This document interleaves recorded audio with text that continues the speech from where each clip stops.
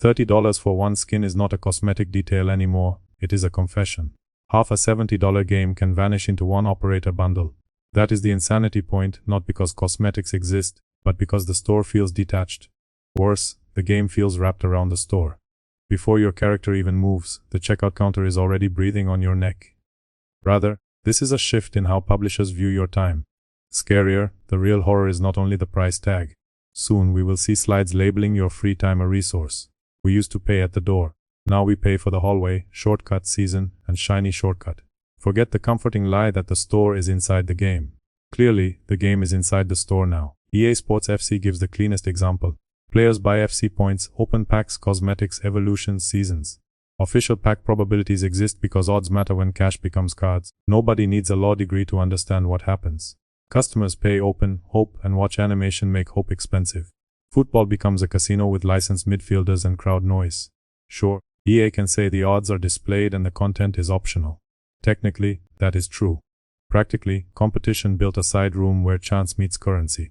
Call it Ultimate Team if you want. Everyone else sees the slot machine wearing a football shirt.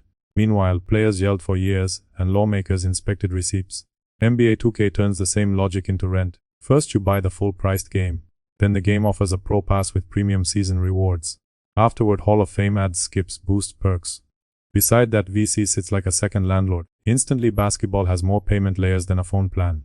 Imagine buying a gym membership, then learning treadmills cost extra. Community threads around NBA 2K sound exhausted. Complaints sound like customers calculating squeeze. Even spenders argue whether passes are worth it or bugged. Already paying audiences ask why games keep inventing doors, and wait until corporate slides explain why your time resembles oil. Pay for entry. Purchase the skin. Buy the skips. Apparently the game itself is just the bait. Pause here, because the trick is not only selling extras. Unfortunately, complaints go unanswered because stores were not built for you. Teams chase whales, the tiny percentage spending thousands. Average players provide the crowd and noise. Whales provide the boardroom story. Hence the menu feels hostile to everyone else. Design centers on people treating $100 seasons as entertainment. You are not the target customer anymore. At best, you are decoration around the target customer. Harsh, but it explains why backlash roars while stores expand. What game did you love that started feeling like a chore because the store moved in? Type it before the anger cools. Here we look past gameplay into slides. Show a corporate presentation. White background, tidy chart, polite font, calm words. Next cut to a flashing slot machine. Simple contrast tells the ugly story. One side is a boardroom. Another side is a casino floor screaming. Both case the same goal, turning time into transactions. Consultants can dress it up, yet the opposite exists and that matters. Baldur's Gate 3 needed no roulette wheel. Elden Ring needed no store countdown. Good indies often survive by respecting players. Their menus do not feel like airport duty-free zones. Menus feel like invitations. Start game. Load save. Options. Continue. Activision sells the same pressure in military colors. Standard progression is already a paid track. BlackCell arrives as the better battle pass with skips variants. Basically, the premium layer got its own premium layer. Warzone no longer just sells a cool operator or a weapon skin. More accurately, it sells fear of missing progress. Limited timers point at the same nerve. Keep up, pay now, do not fall behind. Military shooters sold tension through the match. Modern ones sell tension through the calendar. Coming Tuesday, the I Have a Job skip bundle. Somewhere, a fake battlefield became a real shopping schedule. Nevertheless, this looks amateur beside stealth games selling starter packs. To see the fall, remember what finished looked like. Cut away for 2 seconds here. Display an old Skyrim menu but do not leave it clean. Overlay modern store UI. Add a Dragon Soul bundle pop-up. Ping loud, cheap, annoying. Drop a Daedric Pass countdown over the stones. Let a shortcut button crawl over the load screen. Zero dragons need to attack, because the interface already did. Briefly, that ghost menu proves it. Back in 2011, a menu promised adventure behind one click. During 2026, too many menus promise a store before the adventure. Remember horse armor, because that joke was the crack in the wall. Initially, players mocked it because paying for a shiny horse felt absurd. Gradually, the absurdity got smaller, quieter, and easier to explain. Later, the store became normal background noise. Eventually, the joke stopped being a joke and became the business model. Boiling frogs do not notice the temperature when every year adds one harmless feature. Microtransactions did not arrive as a monster. Small purchases arrived as costumes, mounts, convenience, seasons, and skips. After enough small steps, the old warning sign becomes the front door. Anchoring prices matters because viewers remember numbers better than fog. Around $30 once meant expansion content, not one polished horse. Earlier purchases gave missions, weapons, locations, music, and reasons. In today's shop, that number becomes one digital flex with a timer. Receipts beat metaphors. Evidence keeps the rant grounded when jokes get loud. Numbers give audiences something solid while the industry changes names. Wait, it gets worse, because stores no longer look like stores. Diablo IV shows how clever language became. Blizzard moved from passes into reliquaries and tracks. On paper, that sounds consumer-friendly. Choice sounds better than a straight line. Categories sound cleaner than one giant pass. However, the pricing math still tells the story. Separate reliquaries cost more, so bundles look generous. Such design is classic mobile shop thinking. Make scattered versions painful, then let players praise bundles. Fans complain about favor, ownership, and confusion. Designers can call this flexibility. Viewers can call it a store wearing a progression costume. Avoid turning this into a lazy attack on developers. Many artists and programmers probably hate this. No parkour designer invents 6 currencies. Creative workers build worlds. Corporate strategy turns those worlds into storefronts. Visually, split the screen here. Talent builds combat, animation, music, missions, and cities. Behind them, departments staple cash registers to art. Level design stops asking where fun flows and asks where eyes drift. Reward pacing stops asking what satisfies and asks what creates impatience.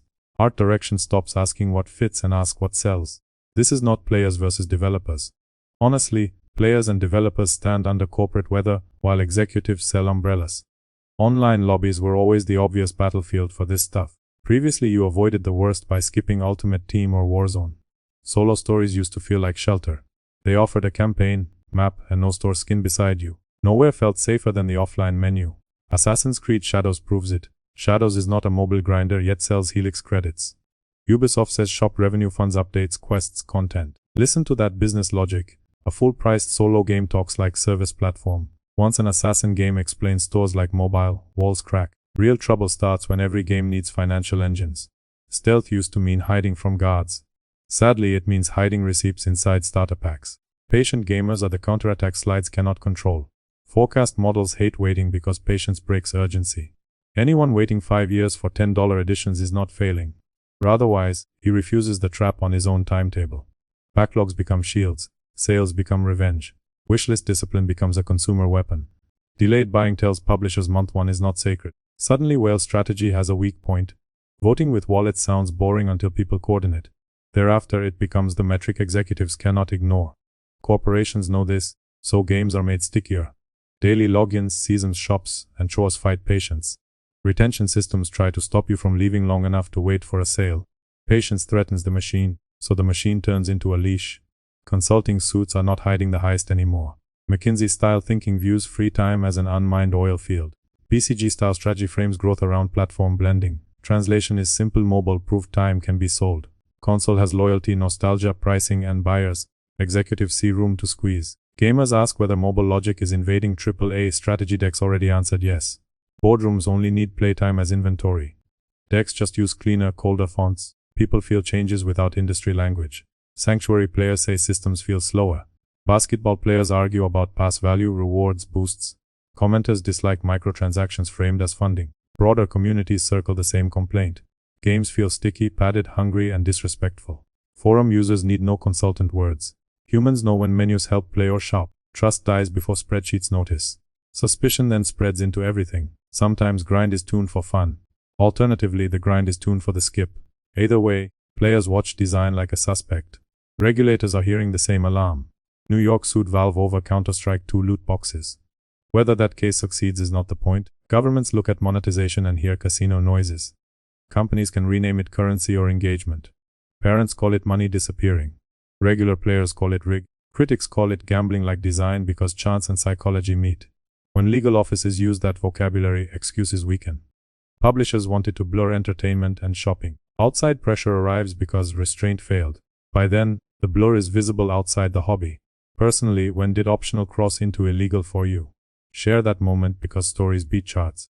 Was it the first $30 skin? Did it happen when passes entered paid games? For some, Menace showed more store tiles than gameplay options. Whatever the moment was, that is the receipt. So the danger is not one loot box, pass bundle, or store tab. Overall danger is a philosophy where spending beats trust. AAA games are becoming mobile games in better suits. Insteadly, publishers ask whether systems justify currency. Ultimately, every inconvenience becomes suspicious. Possibly the grind is tuned for fun or skips. Maybe stores are optional or games bent around them. Doubt poisons the relationship. Consumers need no free cosmetics. Audiences need games respecting the box price. Traditional gaming is not improved by mobile logic. Strip mining is cleaner because the surface looks expensive while the ground underneath gets emptied, one shovel at a time, every season, without apology, without shame.